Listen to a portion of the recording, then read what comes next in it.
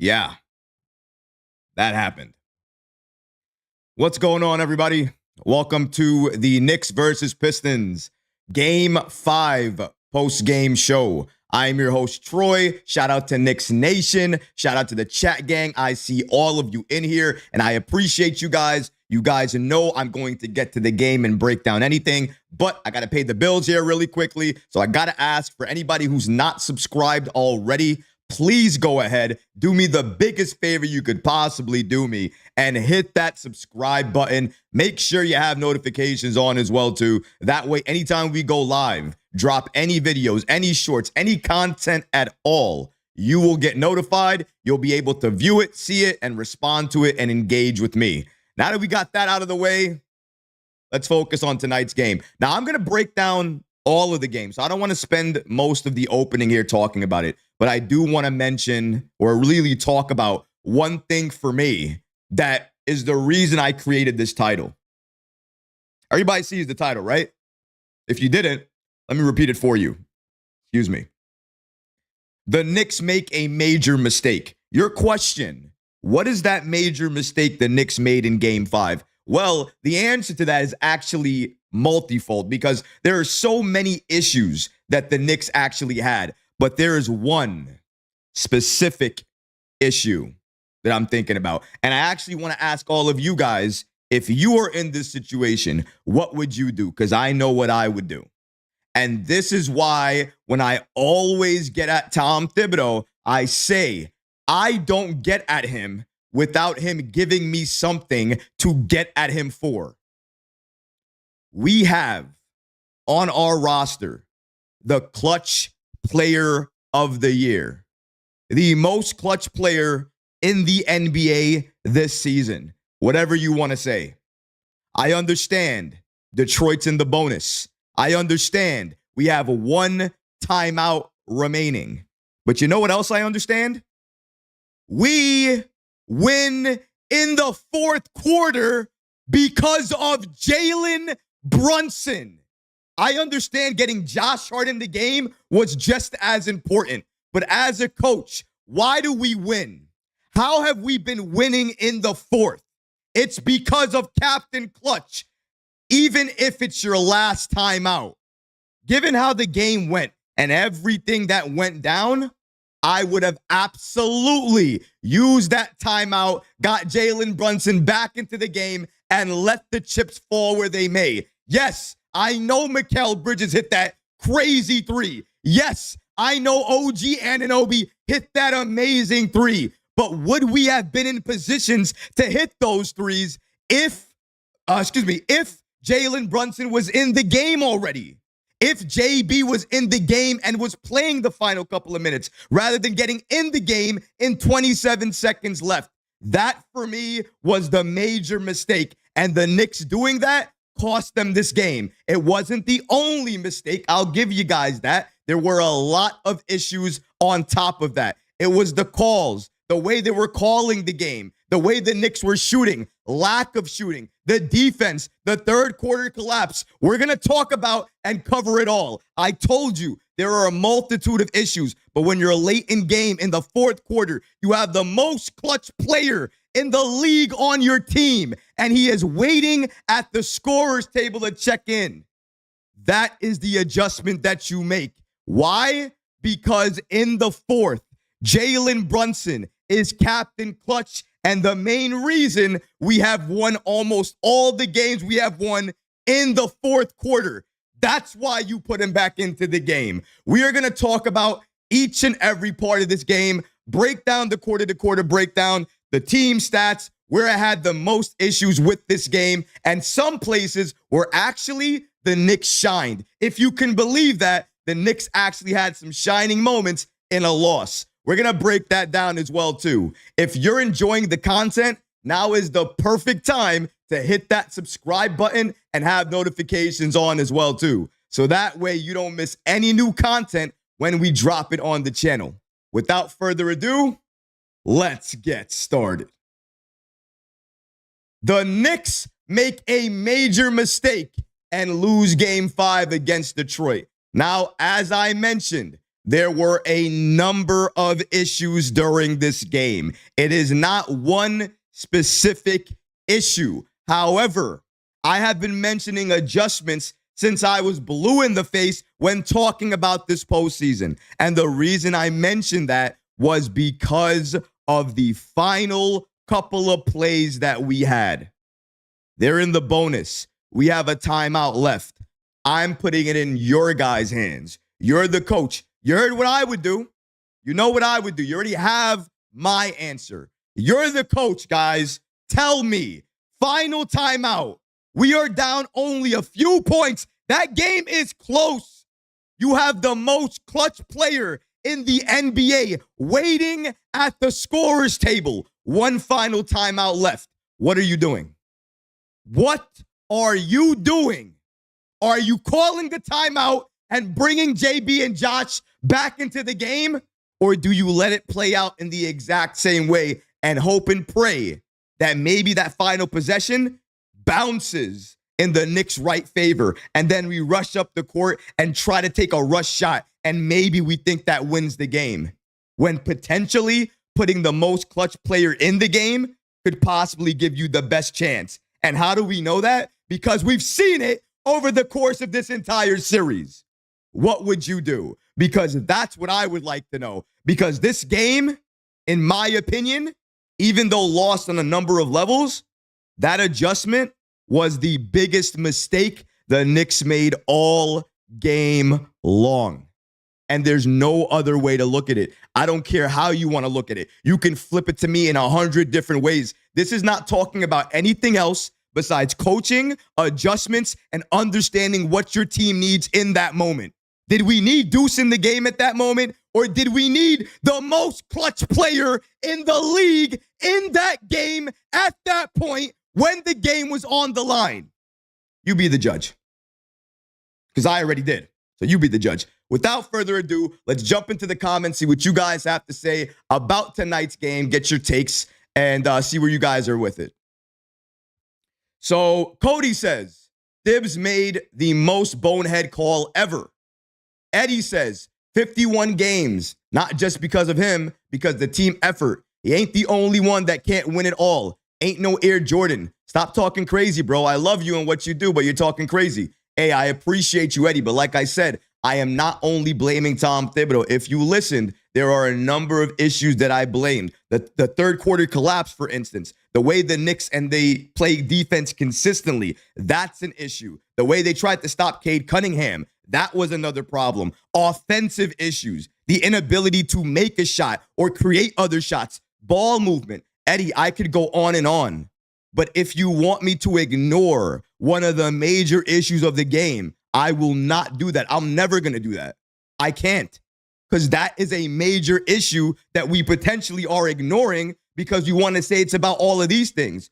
I always say this. Two things can't be true at the same time. So all of those things we just said, those are true. But Tom Thibodeau not making that timeout, that can't be true too. That couldn't help us win the game. Putting the most clutch player in the league in the game. Come on. You got to talk about it. Carl Knight says, refs rigged that game for us, but that's not the only reason we lose. Eddie says again, I'll make them damn three throws, and I'm freaking ex-NFL player, and I'll shoot those three throws better than all those mother. You know what? They should be ashamed of themselves, and it's a flurry of things. Eddie, you are not wrong as well, too. The free throws as well. The number, I think they missed 10 or 11 free throws. That's basically the game. So absolutely, it was the free throws as well. But when you're late in game, those adjustments matter. Those small things matter as well, too. King Blaze says facts. I think he's talking to me. I appreciate you. Dovid says, maybe bench the struggling McBride and do a Bench of Robinson, Payne, Achua, Shamit. Knicks got to try something different. Thibs got to try. He needs more bench scoring. He's not wrong about that. The bench really did not give you that much again during this time. It was a little bit of campaign and Deuce, obviously Mitchell Robinson, and that was really the bright spot of this entire night was Mitchell Robinson and his play. We're going to break down what OG Anunoby did as well, too, in the first quarter, because I felt that OG, Josh Hart, and Mitchell Robinson, they all deserve praise. They all deserve recognition. They were some of the main reasons we were in the game when JB was struggling. Karl-Anthony Towns deserves his credit as well, too, but he didn't score in that first quarter as well. I mean, barely scored 2 points, I believe, played 6 minutes. So, we got to talk about those things. BDP says, tough loss, shaking my head, Knicks in 6. I still believe it as well, too. I haven't given up my faith, but remember, this is a post-game show, so we have to break down the issues that we see as well. Remember, the question for anybody joining right now, anybody watching, if you're Tom Thibodeau, would you use the timeout and have Jalen Brunson get back into the game? Or would you have played it out the exact same way? In my opinion, you use the timeout and you get the most clutch player in the league back into the game because that's how we've been winning. Why wouldn't you do that? I get it. It's your final timeout, but it's your final timeout for Jalen Brunson. You make that adjustment any day. You have to. It's not like the roster on the floor was getting it done for you. So clearly you make the adjustment. If they were, then I could understand it. They weren't. We were getting outscored, outpaced, outmatched. They were leading a little bit. They were stretching the lead. That's when you make the adjustment. Manny says, Troy, this is madness, bro. It is. It is madness. Francisco says, why not play Shamit sometimes? Soppy play all around, giving up the ball, too much turnovers were a problem.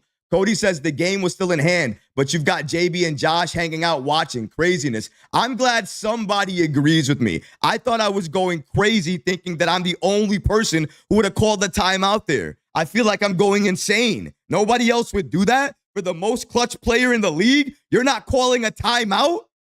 I feel like I'm going crazy. Sean's animation says, I don't even think it's debatable. Thibs should have used the timeout to get them in. Thank you, Sean. Thank you. Makes me feel a little bit better. BDP says, gotta put JB in. He's Mr. Clutch 100. I wonder if he was worried about JB's ankle. He's at the scorer's table, though. He's not worried. If he was worried, he'd be on the bench. He'd be in the locker room. He's at the scorer's table. All the insiders reported it. He's at the table to check in. He's waiting to check in, but they're waiting for a dead ball. Dead ball never comes. They can't foul anybody, and they don't want to utilize their last timeout. That was an adjustment call. That was a decision that was made, and that's why it was a mistake. It was a mistake for the Knicks not to do that. Errol says, Detroit believes they can win. We have to take it to their hearts in Detroit. Listen, the one thing I want to say about the Knicks, didn't we do this before? Haven't we been here before? We like to close out teams on the road, don't we? We like to silence arenas, don't we? So I want to make sure I'm not worried about the series. I'm just talking about this game. I still believe in the Knicks taking this series, just so we're all clear. One more comment, and then we're going to jump into the rest of the show that we have here today. Let's see. Who's going to get the final comment here? Let's Sonny. I haven't heard from Sonny. I definitely feel they need more Shamit, and they need to implement OG more. Very good comment. I really appreciate that. Ooh, sorry about that.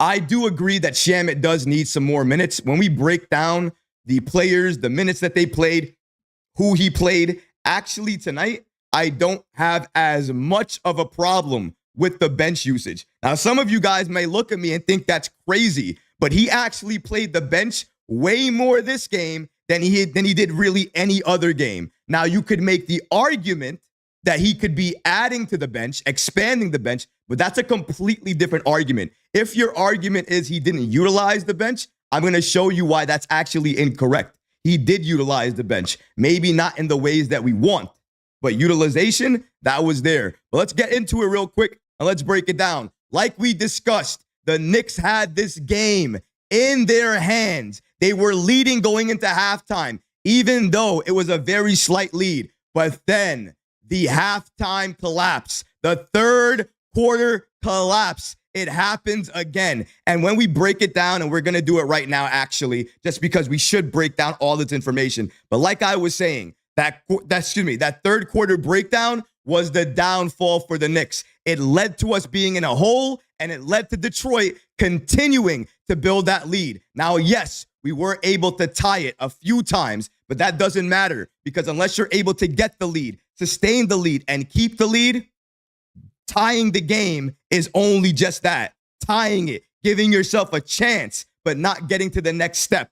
Detroit was able to do that, and they were able to close out the Knicks tonight, take game 5, and now we are headed back on the road for game 6 on Thursday to Detroit to try to close them out again. And as you can see here, the Knicks dropped this game 106 to 103. Shout out to both James L. Edwards and Fred Katz of The Athletic for giving us the following information. As you can see here, New York fails to close out this series at MSG, something they haven't done since 1999. It's been too long, guys. New York now up 3-2 in this series. Like many expected coming in, this series is going back to Detroit for a game 6 on Thursday. New York missed 9 free throws. The Pistons missed 10 free throws. And we should really talk about that really quickly. The free throws, both teams got to the line, although the Pistons got to the line a little bit more. I believe 10 times more. So that's something to look at. Both teams missed a bunch of free throws, but because the Pistons took more free throws and they missed a couple of more, they still hit more free throws than New York. New York missed a ton of free throws. I believe it was, what did it say over there? New York missed 9 free throws. 9 free throws for New York. When you miss that amount of free throws, and we're going to break down the full number. If it's not 9, we'll break it down a little bit more. But if it is 9 or 11, whatever the case may be, when you're missing free throws like that, you're leaving points on the board. And look at the game. It's a 3-point game. Imagine if you're hitting your free throws. What could this mean? Shout out to Fred Katz for breaking down what each player basically contributed to the game. You can see it here. Cade Cunningham, 24, 8, and 8. It looks like he had a game, but honestly, he didn't play well if you were watching the game. Thompson, 22 and 7. Duren, 9, 14 and 6. Karl-Anthony Towns, 17 and 11. Brunson, 16, 7, and he did it on 4 of 16. So definitely not an efficient game for Brunson. Brunson was not efficient tonight. Definitely did not have it going. Robinson, 13 and 11. Very dominant performance. And as you guys can see there, game 6 is in Thursday. Game 6 is on Thursday in Detroit. So definitely make sure you have your calendar circled and we have that date set because you don't want to miss that game at all. But as you can see there, Robinson with 13 and 11, one of the few bright spots of tonight's game. And I promise you, we will get to the other bright spots. But what I really want to do is break down the quarter-to-quarter breakdown so you guys can see exactly where the Knicks were able to kind of take control of this game and essentially where they lost it. So as you can see here, we have the league leaders here, or not league leaders, I should say, the game leaders for New York over here. And you have as the game leaders, Cade Cunningham and OG Anunoby. Cade with 24 points, but you see there, he took 17 shots to get 24 points because OG Anunoby and his defense had him in jail. And that is something that OG needs to be praised for. 11 of 12 from the free throw line, though. So every time he got to the line, he was very efficient. He was very efficient. And even during this late game situation where the game is on the line and he's at the line, needs to make both. He makes both, makes it a 3-point game, and essentially ices the game for the Detroit Pistons. You got to thank Cade Cunningham for that if you're a Pistons fan. OG Anunoby gave you 19 points, 8 of 13 from the field, and he didn't go to the line at all. So that's something to take a look at there. Quarter-to-quarter breakdown. The Pistons and the Knicks were very, very close in the first quarter, 22-23. The second quarter, essentially tied, 27-27. The Knicks go into halftime up 1 point. And then that third quarter collapse happens where the Pistons edge out a 28-24 lead for that quarter. And then in the fourth quarter, both teams score the exact same points. The reason it is important to take a look at this quarter-to-quarter breakdown is because it shows you just how close this game was between these two teams. And it really was close. The Knicks, I felt, were doing great in the first quarter. If you're watching the first quarter, offensively, let me just say this. Maybe you watch the game, watch some of the game, whatever the case may be. Offensively, if you're looking for offense in the first half, you're not going to find much of it there. It was a very, very low scoring first half. I can't believe it. But what you did see was phenomenal defense. That first quarter from OG Anunoby, you want to talk about defensive masterclass. That was a defensive onslaught by OG Anunoby everywhere. Blocking. I think he had 3 blocked shots in the first quarter. He was everywhere. He was hounding Cade Cunningham, hounding Tim Hardaway Jr., switching, recovering, making sure he was clearing space in near instant speed. How is he that fast? At one point, you see him near the free throw line. And then the next point, he's inside the paint, helping Mitchell Robinson trying to get a block. How is he clearing so much space?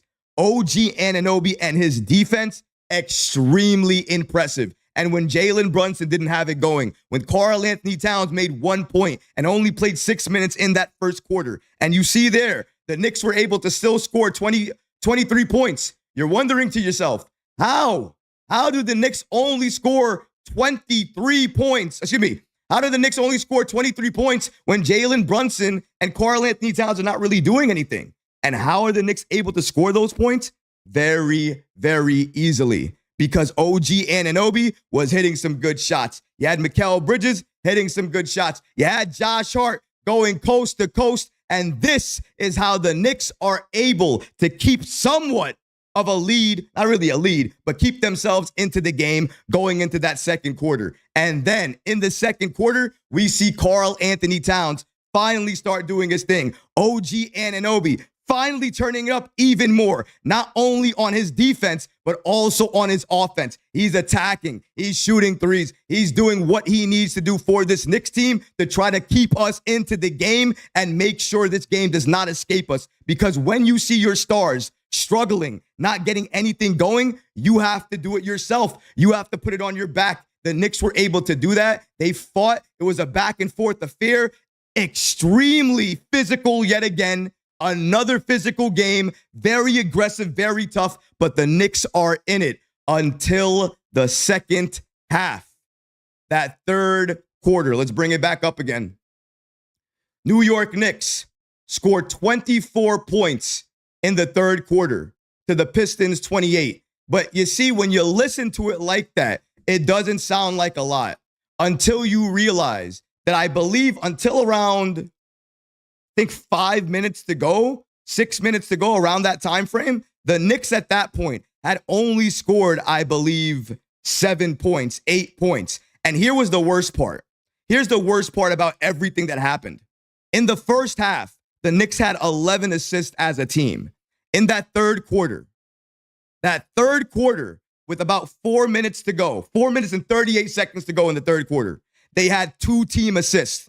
2 team assists. They stopped moving the ball. Heavy isolation play. They were not trying to get others involved. They stopped cutting. The ball movement stopped. The player movement stopped. And the Knicks were struggling to get anything going. Now, did they close out the quarter strong? Yes, they were able to do that. Thanks to Jalen Brunson, thanks to Josh Hart, thanks to the Knicks trying to rally back. Karl-Anthony Towns helping there as well, too. So every single Knicks player trying to contribute in that third quarter to try to make it close. Even though the Pistons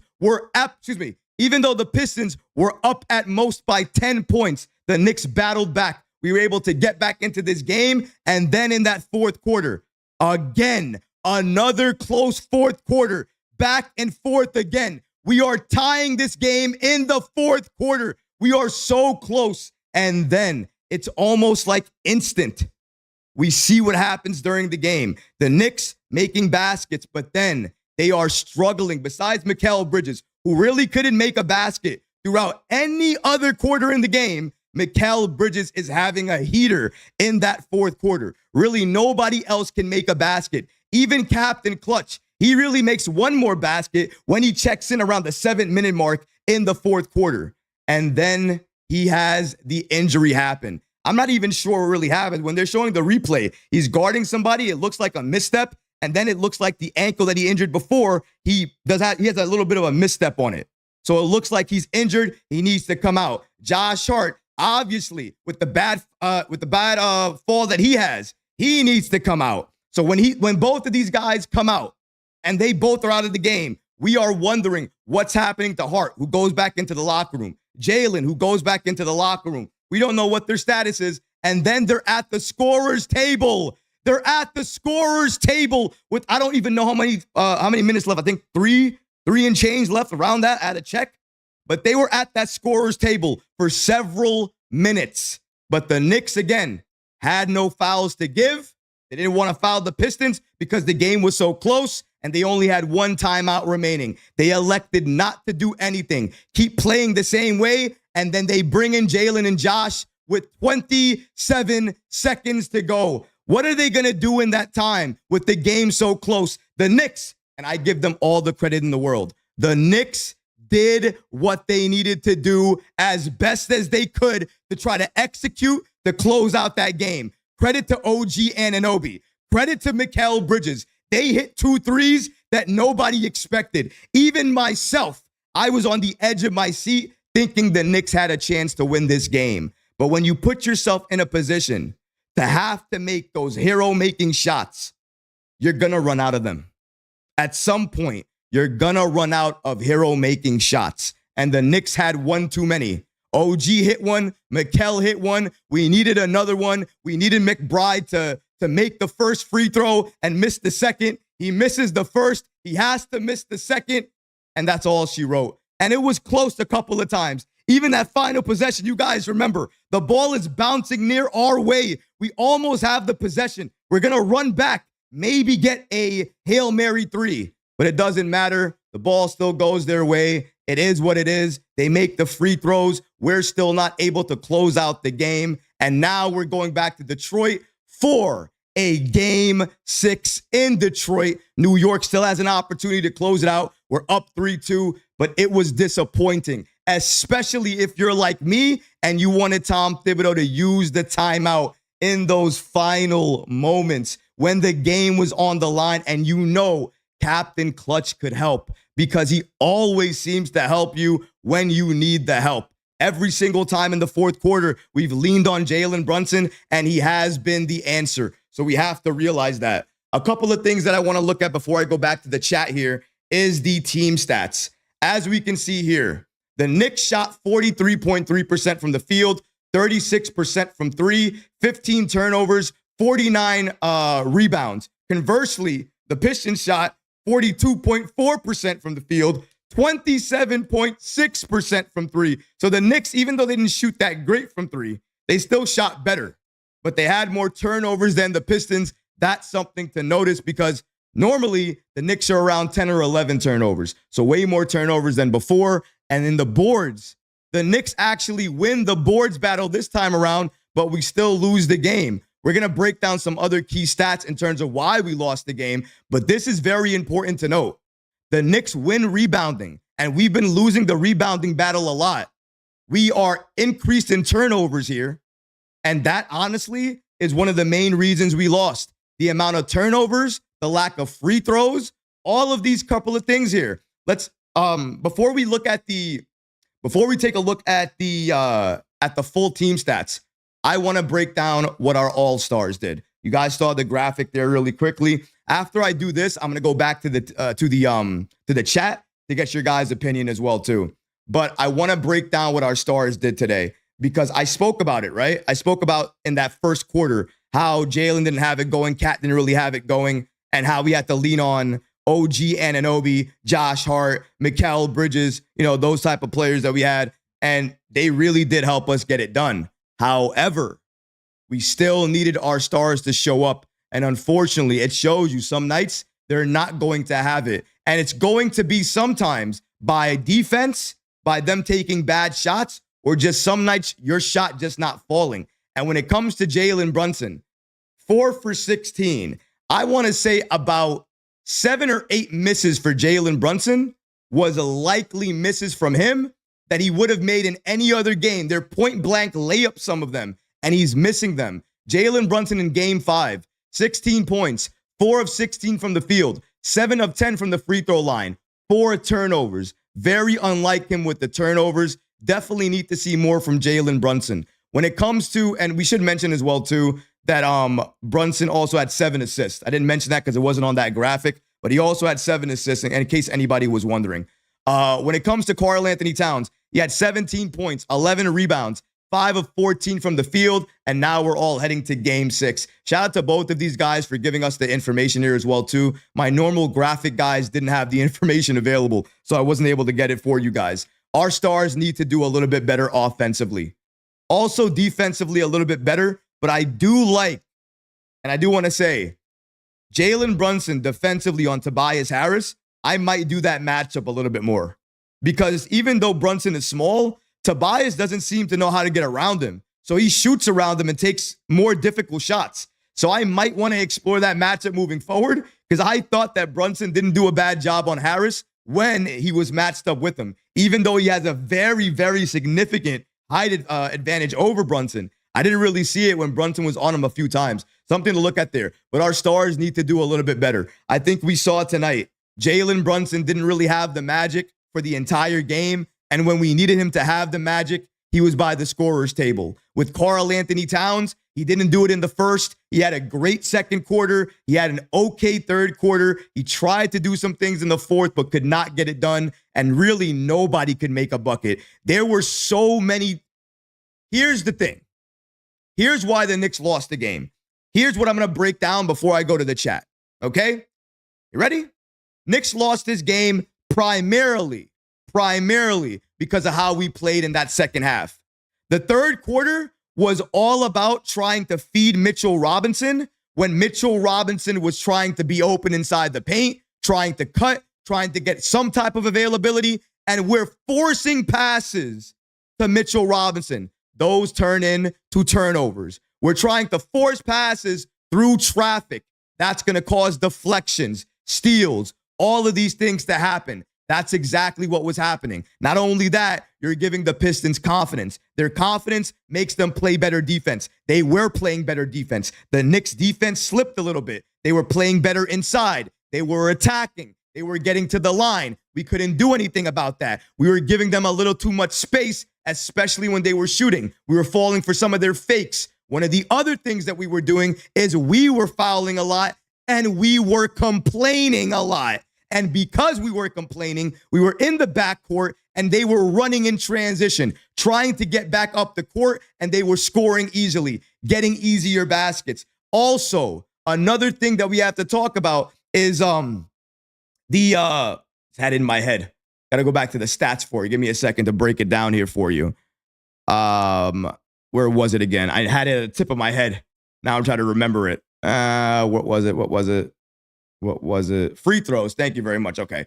The other thing, free throws. One of the biggest reasons we lose this game is free throws. We're not making our free throws like we should be. We missed 9 free throws as a team when we could have won the game if we iced our free throws.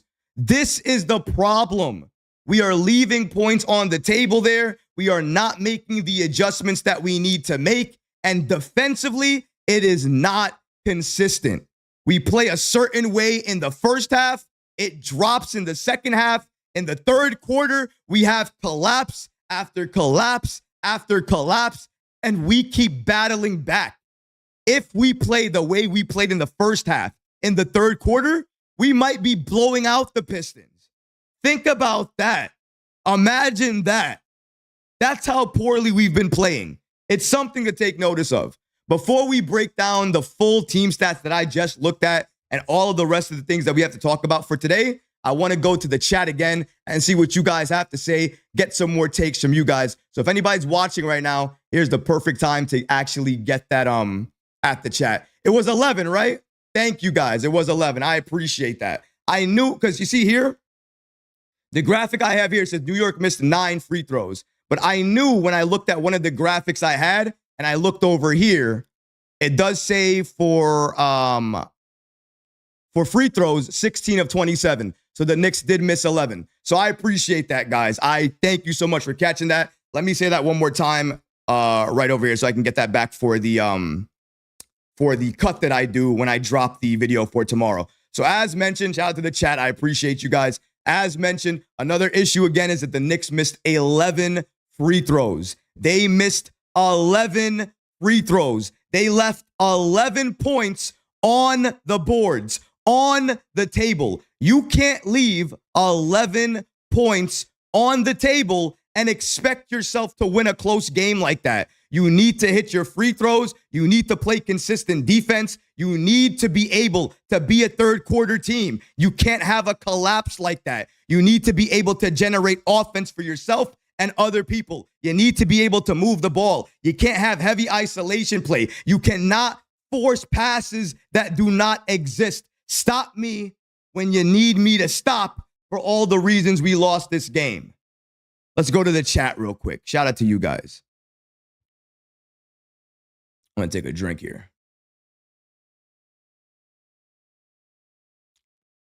Let me go ahead and see what all the comments have to say here. Tony says, salute Troy. Tough loss today. We missed a lot of open shots. We did. I'm gonna do some quick hitters really quickly before I give a full take, because some of you guys leave so many great comments. I don't get to all of them. Juan Rivera says, Mitchell only bench player doing good consistently. Eddie says, we're so freaking soft these days that the old Knicks should be pissed. I'm so pissed. They're soft. They're being banged out around and pushed around. You don't do that to the old Knicks. Bridges, make your shots. That's coming for Joel. Carl Knight said it's 11. Yeah, I got that, my brother. Thank you. Okay. Looks like we're back. Okay. Josh says, Troy, do you think that Brunson and Hart are okay after they sustained those injuries in tonight's game? Honestly, I think Brunson's going to play, and I think Hart is going to play. Do I think they're both all right? They're not okay. No, they're not. I don't even think Jalen Brunson was okay before. Jalen Brunson probably is getting treatment on his ankle, probably getting some type of injection, something like that. He's taking something at this point for that ankle to not feel as much pain on it. You can definitely tell, because when he hurt that ankle before and he had to go to the bench, when you hurt something like that and you're on some type of treatment and it really stings you like that, it could feel even worse, sometimes debilitating, no matter what you do. He went to the locker room. He went to the locker room likely because he had to get more treatment. Same thing for Josh Hart. When you're in the postseason, you play. Josh Hart last year played with bad ribs. Very, very bad ribs. Bad abdomen, I believe. He had a bad abdomen injury. I think coming into game 6, if they both can play, they're going to play. And I expect both of those guys to be available. Luos Live says, even though this is about the Knicks, what do you think about Giannis this offseason? Ooh, good question. Giannis this offseason, that's a very weird question to ask in the postgame. I'm not thinking about Giannis right now. I'm thinking about game 6 and the Knicks winning. Although I will say Giannis getting into Tyrese Halliburton's dad's face is hilarious to me. I have no idea what they're getting on about, what they're fighting about. But Giannis is this tall. Halliburton's dad is like this tall. So he's looking down at him with his head looking down at him. It's a very weird situation. I don't know what's going on, man. It was very weird. Carl Knight said, for anybody complaining about the rotation, Boston's currently playing an 8-man rotation and destroying the Magic right now. The Knicks played an 8-man rotation, embarrassed themselves. Carl Knight is not wrong. The Knicks did play 8 players, although they really played 7 players primarily and kind of 8 players. The campaign didn't play so many minutes. He played enough, though, that I think you can count it as 8. So I'll give you that. Jonathan says, Cade had 3 fouls in the first half, and the Knicks didn't take advantage of that. Bad part by the Knicks. Really, they should have gotten more people in foul trouble. And with the way the refs were calling it, I felt like that was a very big thing for New York. That was another issue as well. The way the refs were calling this game, I feel like the Knicks didn't know really how to play early on. That's why they got into so many early fouls, because initially the game's being called so physical. What used to be a foul in game 4, what wasn't a foul in game 4 was now a foul in game 5. So because of that, you have to adapt. But to adapt, you need to take fouls as well, too. So that's what was happening. Let's see. Lionel says, F the refs, just paid back for that missing foul call on game 3. Man, somebody's definitely angry about that. I don't know if it's all about that, though. King Blaze says, LOL, people need to understand it's not how tall you are. It's all based on skill. That's very true. It is based on skill a lot of the time. Because skilled players, they can get it no matter where you are or where you want it to be. David says, I saw the Pacers-Bucks fight / handshake post-game. I was like, what the F?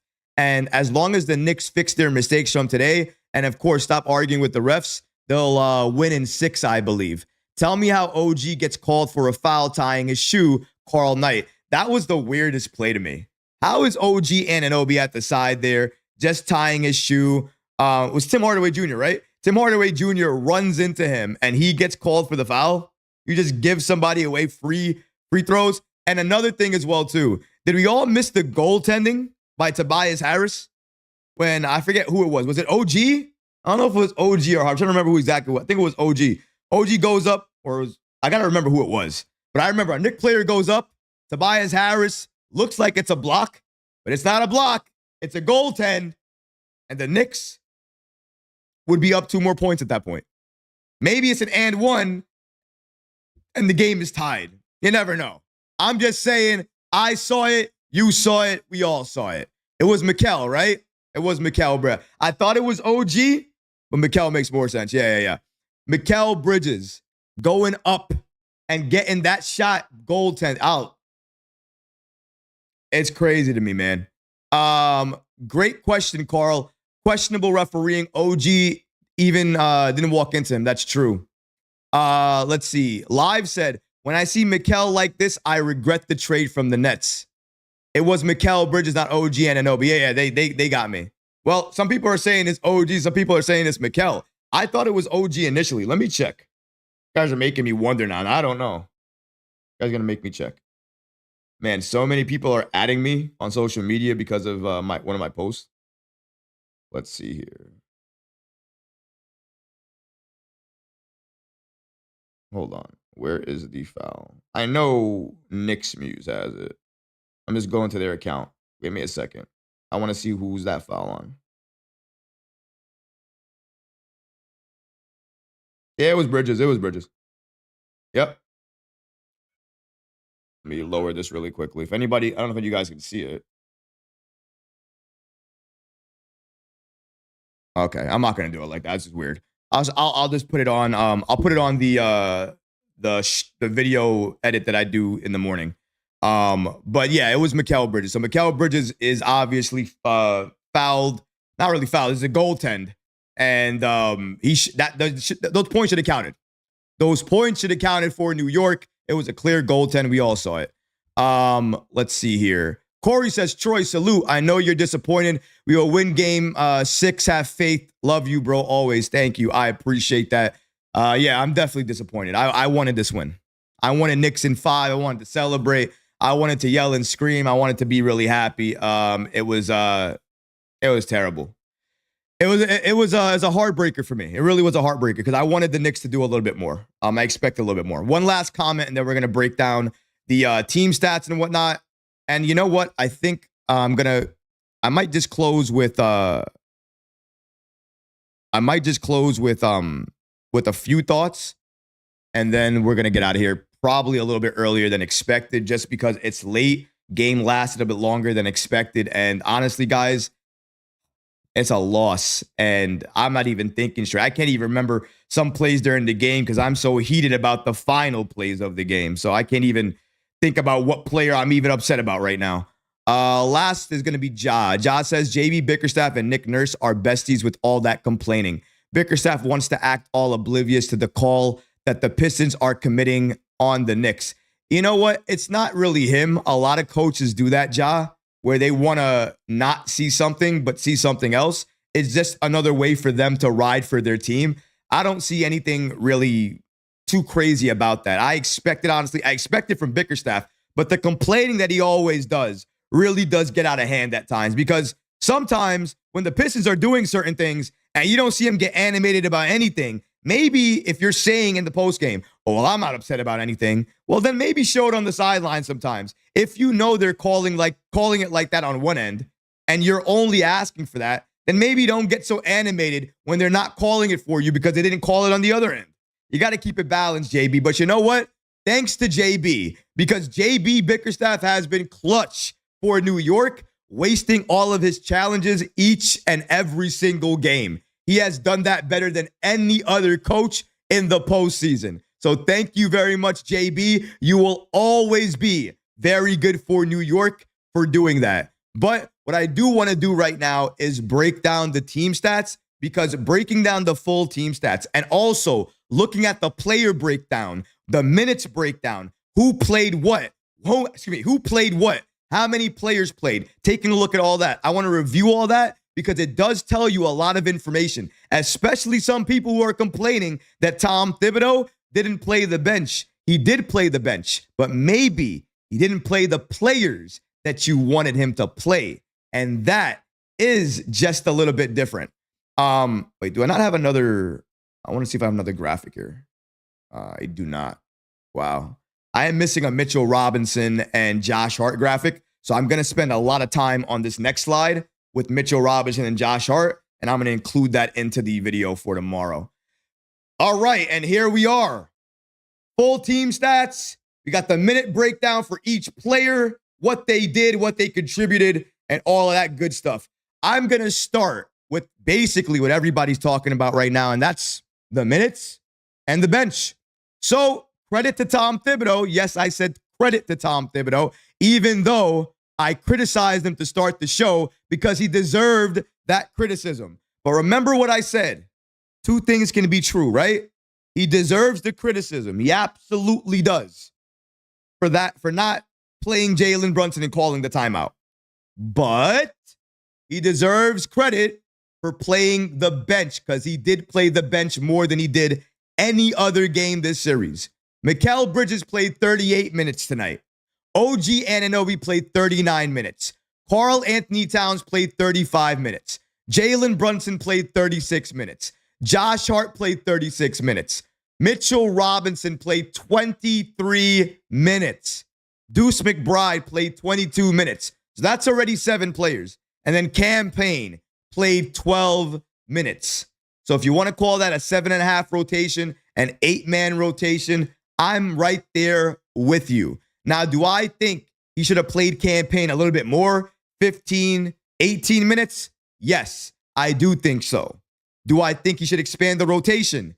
Yes, I do, because clearly we need more bench scoring. We need more three-point shooting, and Landry Shamet can give you all of that. The fact that he's situational right now, not playing really any time at all, not seeing the floor or anything, it's almost criminal when the Knicks need more shooting. We need more bench scoring. And the one player that can really help us do it is not being played. So that is something to look at, and I can understand why some people are looking at that and being critical. But if you're trying to say that Tom Thibodeau didn't play the bench, you can't utilize that excuse. He did play the bench. He didn't play Shamet, so I can hear you on that. Maybe he should have played some other players. I hear you. But he played a bench. He played 7 players, really. And a lot of teams right now are playing 7 players, some 8 players. None are really going beyond the 8-player mark unless it's garbage time. Right now, everybody's playing a Titan rotation. So seeing things like this is not surprising, although I would like to see Cam Payne pay a little bit more minutes. Looking at what Josh Hart did tonight, 36 minutes, 15 points, 15 points, 6 assists, 7 rebounds, 7 of 13 from the field. Obviously still needs to work on his three-point shooting because he's 1 of 4 from 3. But I thought what Josh Hart did tonight was amazing from him. He gave you great play, near triple-double again. He was all over the court, gave you great defense, good playmaking, second chance opportunities, great help defense. Let me just say that Josh Hart, Mitchell Robinson, OG Anunoby, when they're all on the floor together and they're playing defense together, it looks phenomenal. It looks so good. because they can help off each other. They don't have to overhelp. And because it's Mitchell Robinson, he can stay with his man, go back to somebody else, really hit a quick block, or try to just be a presence there and recover back to his man. We saw it really, really on point tonight with Josh Hart and Mitchell Robinson. We also saw it with Mitchell Robinson and OG Anunoby. The help defense, the way they're able to communicate with each other, the blocked shots, the way they're able to stop penetrators. That is something the Knicks need to look at and look far into, because those lineups, they're helpful for New York. They get us more stops, and depending on who that lineup is playing with, we could also enhance our offense. Something to consider moving forward, especially if the games are close. Something else to look at besides Josh Hart is, of course, the play of Mitchell Robinson. Now, Mitchell Robinson, something that I have to say here. Mitchell Robinson tonight, 23 minutes, 13 points, 11 rebounds, 5 of 8 from the field. I mentioned a bright spot for tonight's game. There it is. Mitchell Robinson. The best game he has played since returning. Not even only in the postseason, because it was his best game of the postseason, but his best game since being back.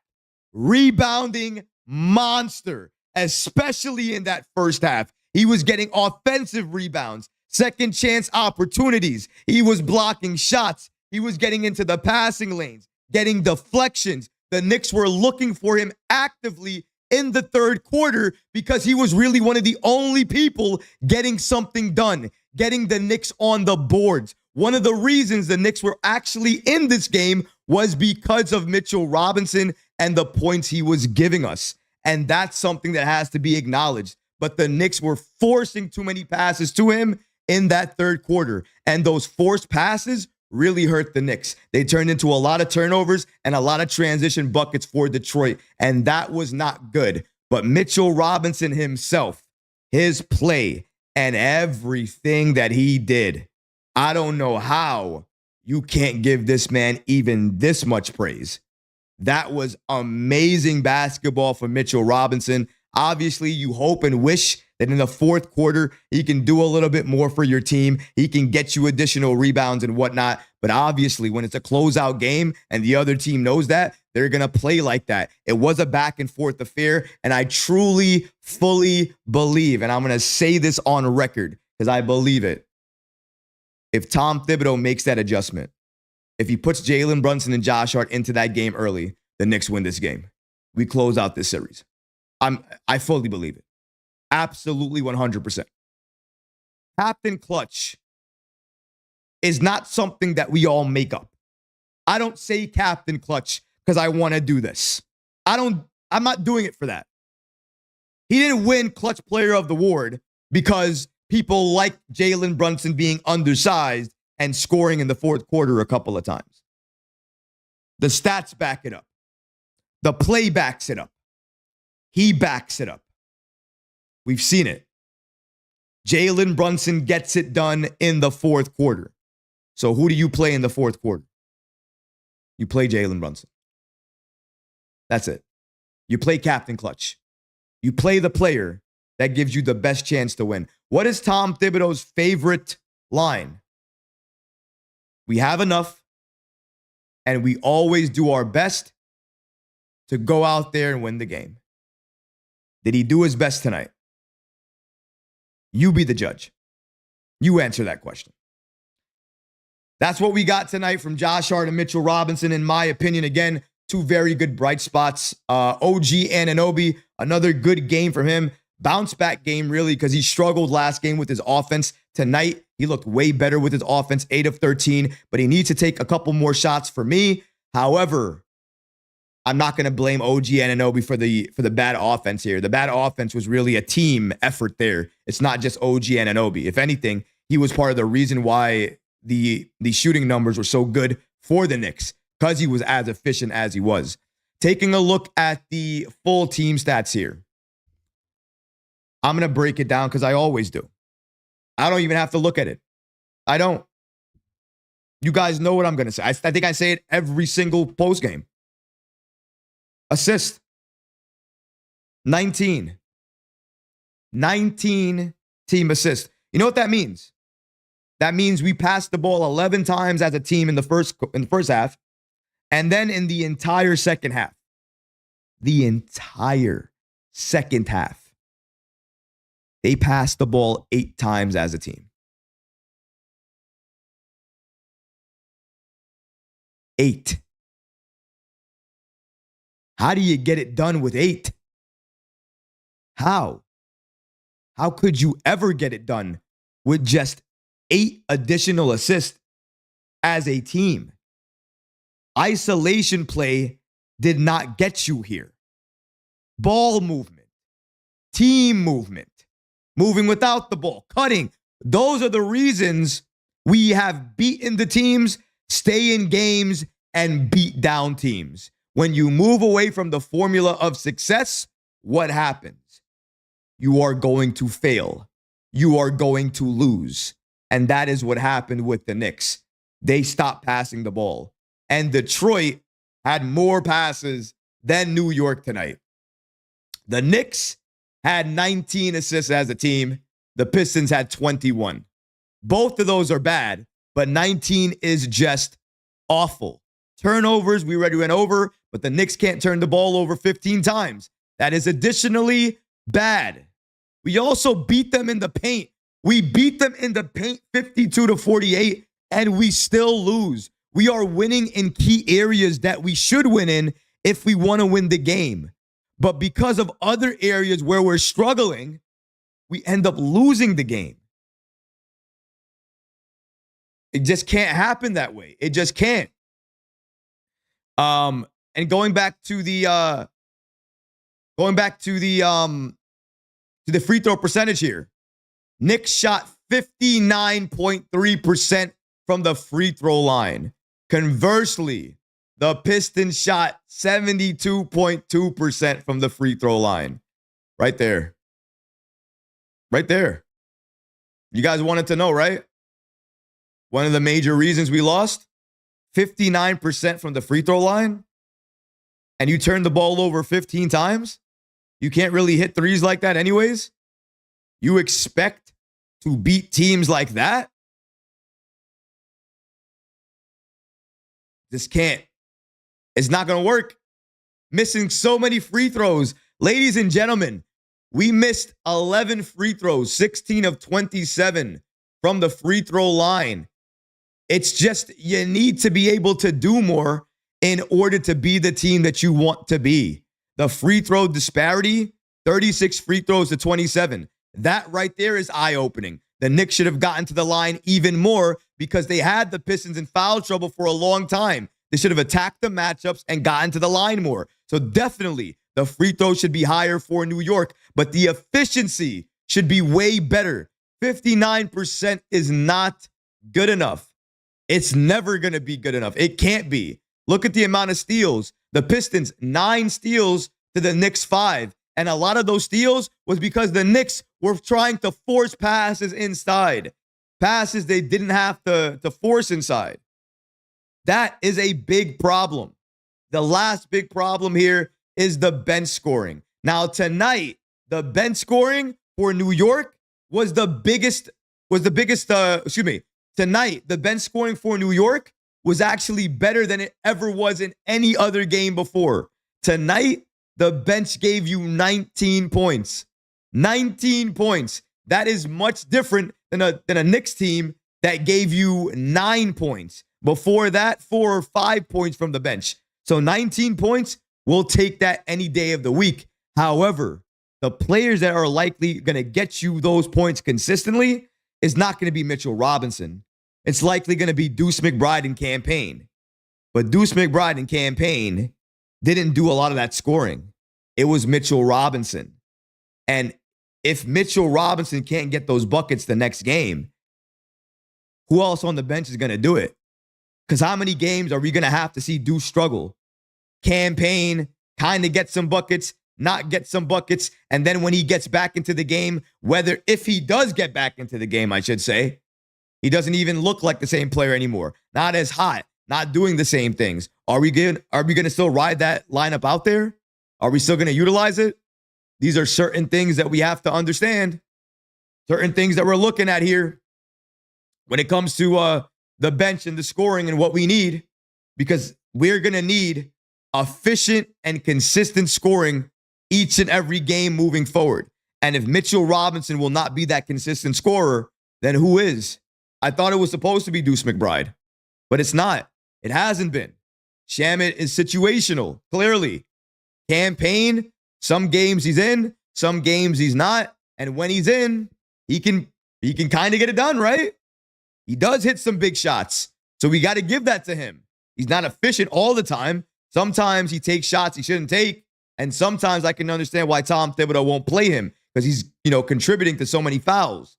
And you don't want to get into foul trouble so early on into the quarter, which sometimes he does. Sometimes he picks up 2 or 3 quick fouls. You can't do that as somebody coming off the bench, even though you have those fouls to give. You need to be smarter with the fouls that you take, not only because it's going to limit your play, but it's going to limit what your team can do and how aggressive they can be. So that's something the Knicks need to look at.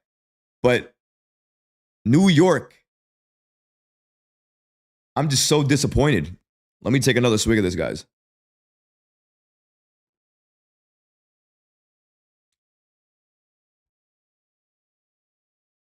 I really don't even know how to phrase it because I'm so upset. We had this game. This game was ours to win. We lost it because we didn't make the adjustment down the road. We made adjustments, just not the adjustments that we needed to make. The referees, the way they called this game, the fact that we got into foul trouble way earlier than expected because of the way the referees were calling this game, a couple of missed calls here or there, the Knicks' inability to generate more threes, Knicks' inability to hit anything, Knicks' inability to pass the ball, move the ball, third quarter collapse, not being able to find anybody, not being able to hit shots unless you're Mikal Bridges in the fourth quarter. Yeah, it wasn't just because Tom Thibodeau didn't put Jalen Brunson in the game. Absolutely. That is not the only reason. You're right. There's a lot of other reasons. I still stand on it, though. Jalen Brunson in that game, Tom Thibodeau makes that adjustment. We're talking about a Game 5 win right now. No doubt in my mind. None. I don't bet against Captain Clutch. Do you? You want to bet against Jalen Brunson in the fourth? You want to bet against Jalen Brunson in Captain Clutch time? The time that he operates in forever? You want to bet on that? Yeah, I didn't think so. Neither do I. And that's why you play him. We can't go back in time. We can't take it back. Here is where we are. And at this point in time, the Knicks drop Game 5 after a brutal amount of issues pile up, which I just went through at length. And if you didn't catch it, just watch the stream again. Wait for tomorrow's video, whatever you want to do. I'm definitely going to make sure I have the breakdown for you. And moving forward, I'm going to try to take some more game notes. So that way I can just reference them back each and every time I'm talking with you guys. Because there's a couple of plays that I want to reference, but sometimes I can't think about it exactly in the moment because I'm so heated about something. So it could help. But the Knicks lost this game. Could have won this game. Deserved to lose this game by the way we played. And Tom Thibodeau, absolutely. If that adjustment was made, we're talking about a Knicks victory tonight. We're not talking about a Knicks loss.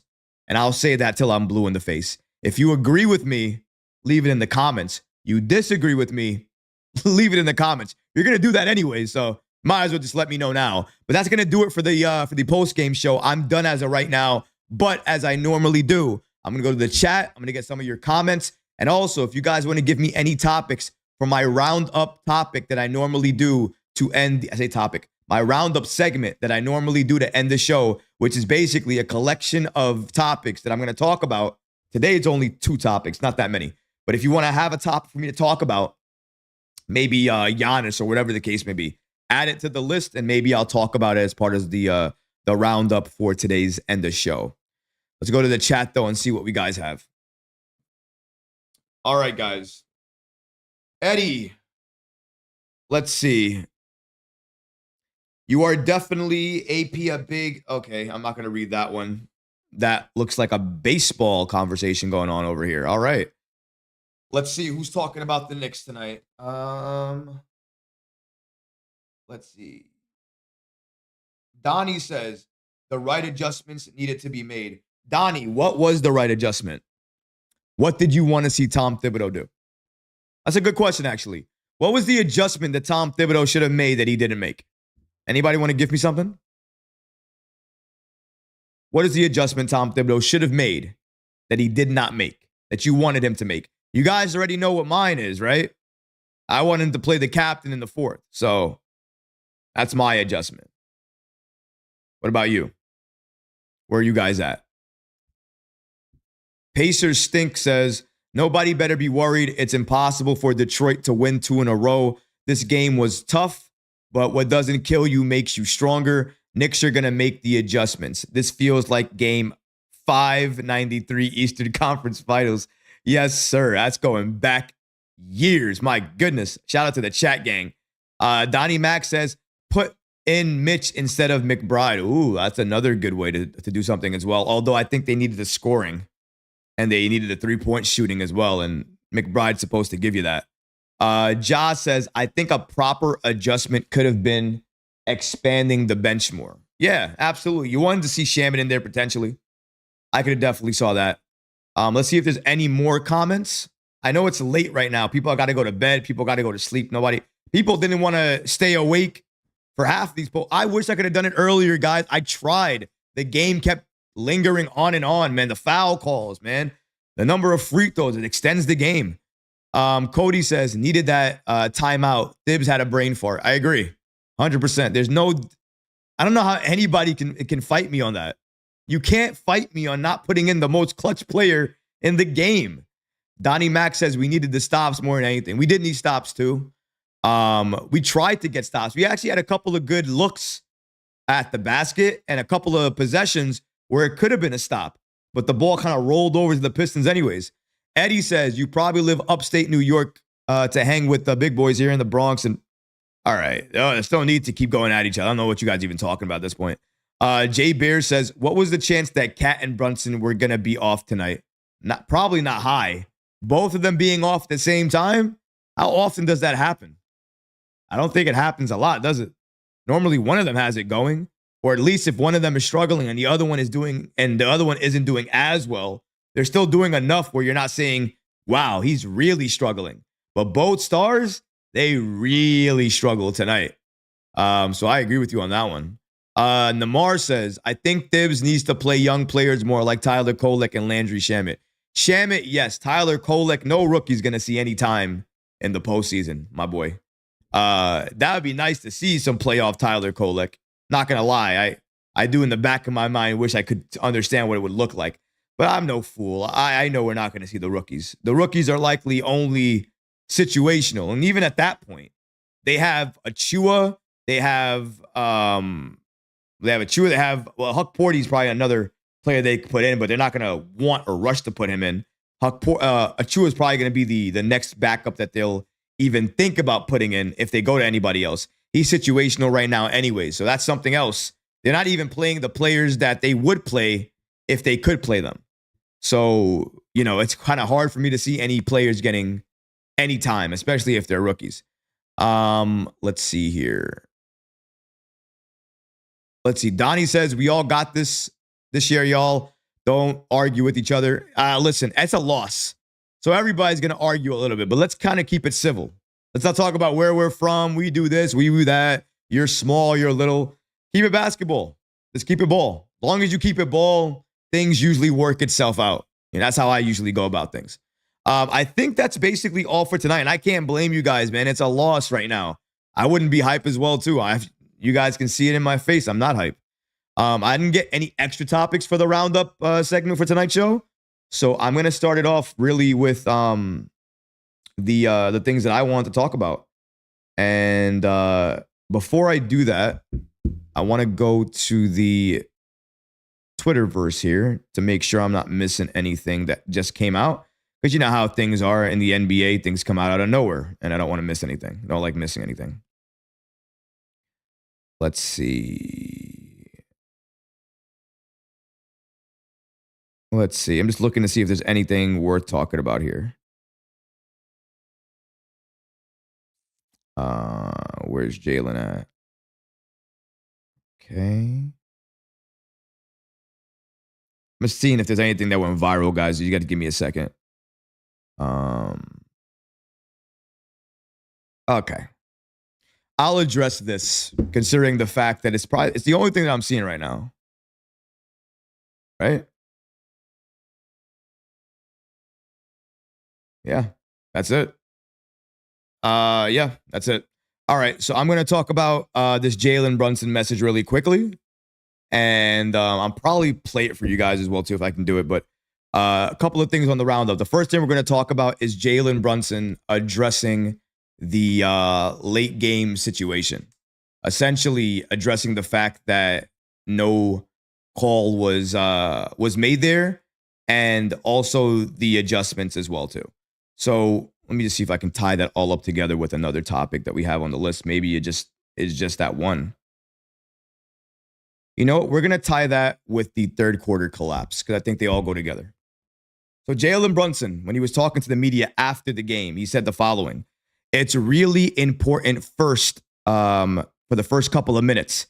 I think tonight they took advantage of that." Jalen Brunson was saying this in response to the struggles that the Knicks had coming out of halftime. It's the fact that the Knicks, in the first couple of minutes, they have to get settled really quickly and make sure they're taking advantage of what the moment gives them. They didn't do that, and the Pistons did. The other thing that Jalen Brunson said, Jalen Brunson was asked about being stuck at the scorer's table with Josh Hart down the stretch of the game. And here was his response: "It's tough, but I have the utmost faith, regardless of the result, in my teammates." Jalen Brunson is the captain. He's, of course, going to say that. I didn't expect the captain to say anything else.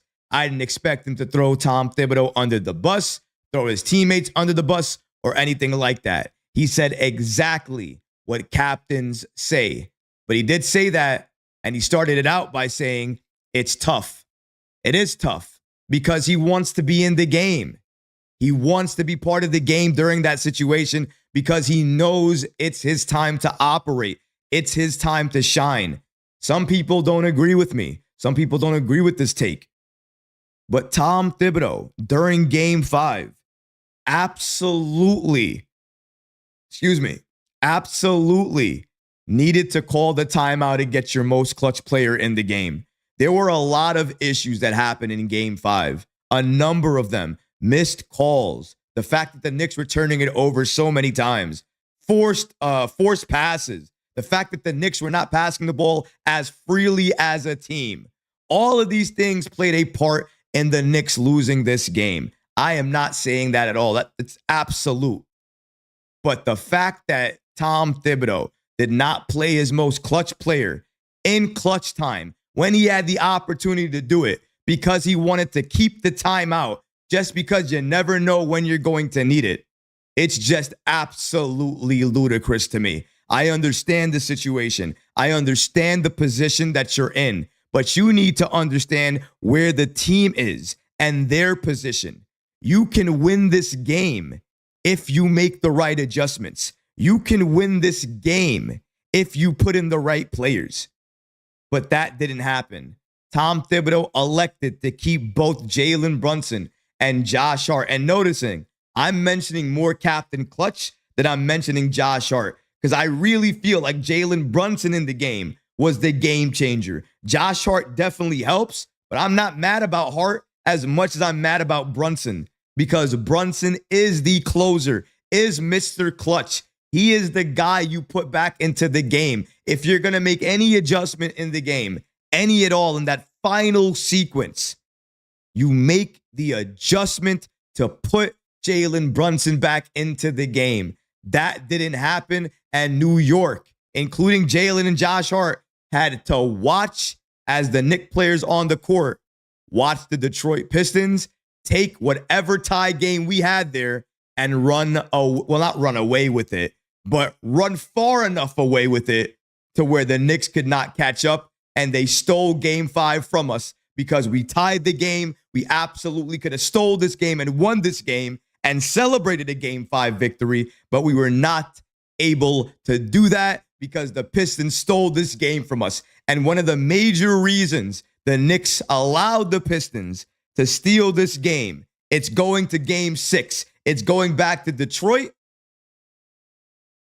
is the way the Knicks came out of that second half. The third quarter collapse. What is going on, guys? What is going on? Do we forget how to play basketball? Are the guys playing video games? Are they having shots at halftime? So they don't understand how to play basketball again in the third quarter, and we have to rush and fight and claw our way back to end the third, trying to get back into the game, tied in the fourth, only to have the game stolen away from us. And we can blame it all the refs all we want to. We can talk about the refs all we want to. But if we're blaming this game on the refs, we should also then blame it on us. Blame it on the fact that we can't make free throws. We can't make adjustments. We got to blame that too then. It can't just be the calls. That third quarter collapse has happened basically each and every game of this series. Are we just going to ignore that? That is a problem. Who do you blame? I need to know now. Who do you blame? You know who I blame? You know who's on my list? Tom Thibodeau and this team. Both. They both get it. Because it's not only one. You can't teach effort out there. So I don't blame Tom Thibodeau. But why do they look like that coming out of the half? Who else can I blame but Tom Thibodeau? There isn't anybody else. He's the only one left. Him and the coaching staff. How are they like that every single third quarter? It's not okay. It's not even normal. It's not normal to look like that.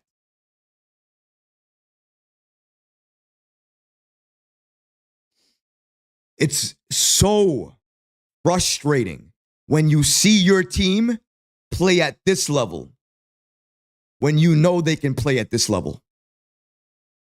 It's so frustrating when you know your team can destroy, slaughter this team with the talent that you have, and you just can't get it done no matter how much you try, no matter how much you even attempt to.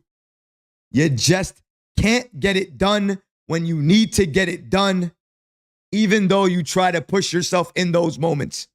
And it's because of the way you come out of halftime that is plaguing you and causing all of your downfalls. When are we going to take a look at this stuff?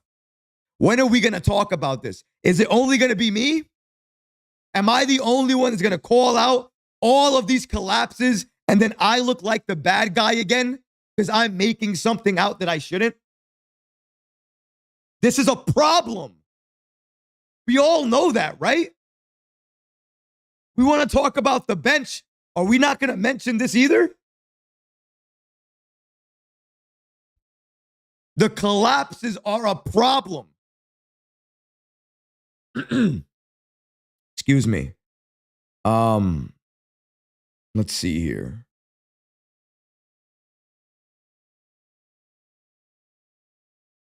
All right. This is my hot take, if you want to call it a hot take. After seeing what I saw tonight, and not saying that I don't like Josh Hart, I do like Josh Hart. And I think Josh Hart can close every game, no matter if he starts or he's on the bench. But I think you guys know where I'm going with this. If we can get Mitchell Robinson looking the way he looked tonight, each and every game moving forward during this series, the next series, every series, then maybe, excuse me, then maybe, not every game, maybe you can call it situational. Maybe some games you make the decision to start Mitchell Robinson and have Josh Hart come off the bench because maybe that works. And clearly, if you do that, it's not going to affect Josh Hart because his game, what he does, it's not affected if he starts or if he comes off the bench. Even more than that, who's going to close in the fourth quarter? I can almost guarantee you Josh Hart, whether he starts or comes off the bench, he'll be part of that closing unit. You know that. My goodness, excuse me. You know that, and I know that. So if we all understand it, then maybe that is another thing that we need to make, another change that we make. Mitchell Robinson's help defense, his overall defense, interior, blocking shots, stopping penetrators. You pair that with Karl-Anthony Towns, his ability, his offense, and also Jalen Brunson, what he can normally give you. The double big lineup is not only good for rebounding, it's also good for having a paint presence in Mitchell Robinson, better paint presence than Karl-Anthony Towns is going to give you, and it allows you to get second chance opportunities a lot more. It's easier. It's better. And I would rather have him coming off, I would rather have Josh Hart coming off the bench than Mitchell Robinson coming off the bench. And it's funny, but here's the main reason why. The bench can't do anything right now by themselves. They need a facilitator in that bench unit. Who's the facilitator? No one. And it should not be campaign. That facilitator should be Josh Hart because he can do it. And he wants to do it. And it's a perfect role for him because he'll have the ball in his hands, which means he can go coast to coast and he doesn't have to roam around the three-point line where he doesn't want to be in the first place because he doesn't like to take those threes. I'm not saying it has to happen every game.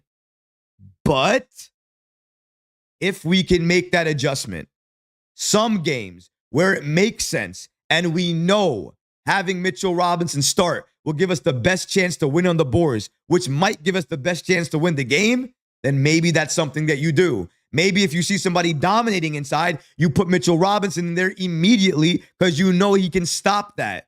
These are the things I need to see. These are the adjustments I need to see. And honestly, I wouldn't even say to start Mitchell Robinson if Tom Thibodeau was that type of coach to respond instantly to any issues he sees out there. But he doesn't. He takes his time. He has to identify a pattern, and then he makes a substitution and a change. And at that point, who knows by how many points we're down by? 10 points, 5 points, 15 points. It really, really determines a lot. And that's why Tom Thibodeau needs to make a decision some of these times on this situation. I don't understand. I've seen some of the comments here. I see somebody not liking the Thibs post game. I got to check that out. I guess he was avoiding questions. I might have to, I definitely might have to check that out. Because that sounds almost crazy to me. But going back to what I was saying about Mitchell Robinson and the starting. If it makes sense against the matchup, if we need him to sub in early or to replace Josh Hart at times, or we see somebody taking advantage inside, or we need more rebounds, or we need more second chance opportunities, this is an adjustment I need Tom Thibodeau to start making. He needs to start putting Mitchell Robinson into the game immediately. So that way we can stop whatever the Pistons are doing and the Knicks can start to go ahead. They can dominate. They can build on their lead. And then we can continue to take it from there. This is how you beat every team you're facing, especially if they think they can dominate you inside. You have to make them understand that they can't. And utilizing your roster a little bit better is how you do that. Not your bench, but not really your bench, like playing more players or expanding the rotation, even though I want him to do that, but utilizing your players in the moment where they're most effective. That is coaching. That is an adjustment. And that is what I want to see from Tom Thibodeau. Will I be able to see it during this postseason run? I'm hoping so. because we need it. We need it more than anything. But I do want to say we lost this game. We lost game 5 for so many different reasons. Am I broken? Is my heart not beating? Did we get destroyed? Did we get blown off the floor? Are our postseason dreams up? Are we not leading this series? Okay. You with me? Relax. Right? Deep breath in. Right? We're the Knicks. We're built for this. We're battle tested. We can win at home. We can win on the road. We're a very good road team. Don't forget that. And I said it before. Let me say it again. As an NBA player, ask any one of them, would you rather a crowd cheer you, shout your name, all of that good stuff, or rather you go to an opposing place where they hate you, they want you to lose, they're booing you, and then you silence that place? Which one would you prefer? The Knicks, time and time again, have chosen violence. Violence is going to somebody else's house, beating them down, shutting them down, and silencing everyone in their home, and then taking the bags and going back home. New York is looking to do that against Detroit on Thursday. We lost this game. We did. It was a close game. It really was. But we're not broken in New York. If you thought that, laugh is on you. We're not broken over here. Do we wish things gone a different direction? Absolutely. Are we mad at our coach and our team? Absolutely. But we do that. We get to talk about that. This is what we do. You don't get to criticize us. You don't get to talk down or talk about us. Do you not see this series? It's not 3-2 in your favor. It's 3-2 in our favor. Have you won in your building yet? Because we have. You get an opportunity to win in your building. We already beat you in your house. I understand. You want to get cocky because your season lasts a little bit longer. We're putting out all of your hopes and dreams in your house on Thursday. The good news is, after we do that and beat Detroit in 6, you won't have to go far to go back home. It'll be a car ride away, and then you'll go home. You'll be able to sleep in your own bed and think about how Jalen Brunson and this Knicks team handled it, got business done, and are moving on to the second round. I'm upset about the game. I'm upset about certain things in this team. I don't, never, would ever doubt my orange and blue. Doubt my blood. Doubt this Knicks team. I bleed this. We are this. We are New York. We don't give up, and we definitely will not roll over. Congrats. You won another one. Now we're gonna win the final one and go back home, celebrate, and get ready for the second round. But we're not skipping any steps. We see you, Detroit. We see you even more now than ever before. And we cannot wait. The Knicks cannot wait to shut it all down. And that shutdown comes on Thursday. We'll see you at Little Caesars Arena. And I promise you, what you saw the other game, you're going to see a repeat of that on a much larger scale. But what about you guys? What do you think about the Knicks dropping this game to the Pistons 106 to 103? Let me know in the comment section below, guys, because honestly, I would love to hear from you. But that's going to do it for this episode. I hope you enjoyed it. And if you did, go ahead and smash that like button, leave a comment below. And of course, guys, please subscribe to the channel. Until next time, Knick fans, take care of yourself, your families, and each other. Peace and love.